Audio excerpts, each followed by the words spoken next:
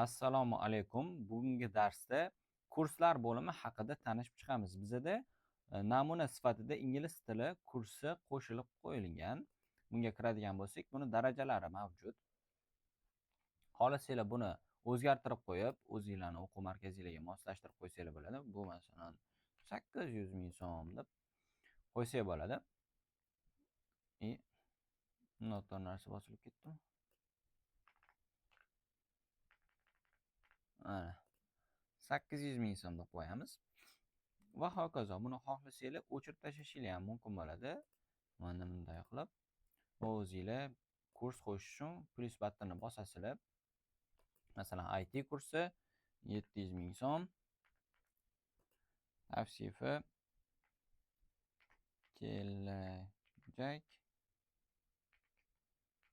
kasbi saqlandi. Bu dastlabki holatda mana boshlang'ich daraja bo'lib turadi-da va uning narxi 700 ming so'm deb belgilanadi. Bunga yana qo'shimcha, masalan, foundation yoki asosiy kurs qilib narxlarni belgilab qo'ysak bo'ladi. Demak, kurslar shu tarzda ochilar ekan.